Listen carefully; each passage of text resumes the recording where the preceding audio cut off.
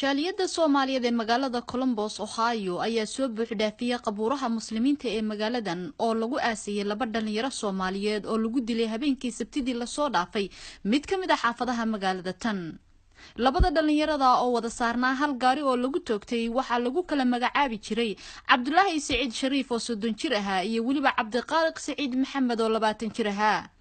ma caddaylaa hadda cidda dilkooda ka dambeysay waxaana socda baaritaan laakiin arrinta dilka dhalinyaradan Soomaaliyeed waa mid sii korinaysa walaaca jaaliyadda oo u caalwaayay halka sartu ay ka qurunsan tahay. in badan ayaa aaminsan in dilalkani ay yihiin kuwa silsilad ah oo dhalinyarada dhexdeeda ka socda laakiin ay adag tahay sida lagu ogaado. Maki Saciid Shariif waxa uu la dhashay marxuun Cabdullaahi Saciid Shariif waxa uu sharaxayaa qofka walaalkii uu ahaa iyo waxa ay dilkiisa ka og yihiin.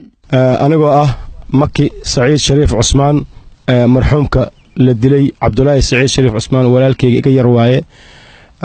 وحا للدلي مالين سبتي markay saacadu ahayd ايد macna waxaan ka wadaay maxal sideed maqribka la dilay waxaan ogaanay maalinta ku xigta ayaan ogaanay kadib waxaan u tagnay meesha dambiga lagu baaro booliiska u tagnay waa inoo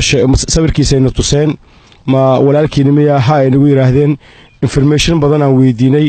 waxa information ay nasiyeen malaha investigation ku jirnaa ay yiraahdeen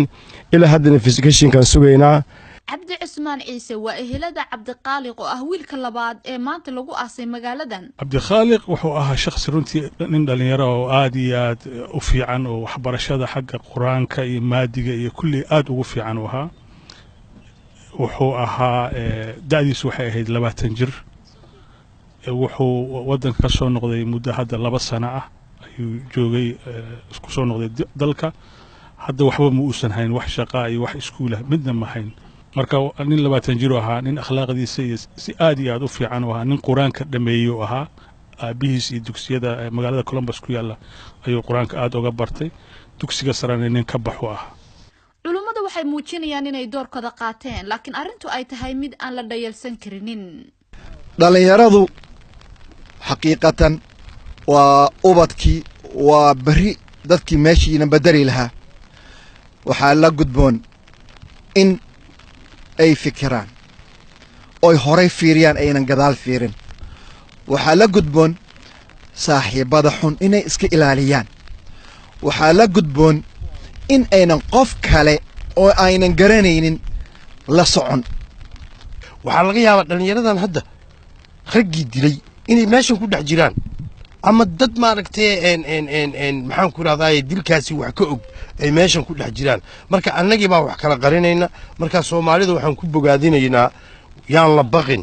qofka dhibaatada geysta waa in la sheegaa. Sheekh Aadan Cabdulle oo aaska kadib qabriga kula dul hadlay dadkii ka soo qayb galay aaskan ayaa walaacaad u daran ka muujiya halka ay ku socdaan dhalinyarada Soomaaliyeed qaarkeed. geeridu waa xaq laakiin geerida waa naloo weheliyaa waxa geerida noo weheliya dhalinyarada iyadii baa islaynayso qaarna cid kala dilayso laynayso laba baan u dhimanaynaa saddex baan u dhimanaynaa waana aamusannahay xalkeedii isma weydiinno haddaan saa ku sii soconno waa su'aale ma sii jiri karnaa maya ma sii jiri karo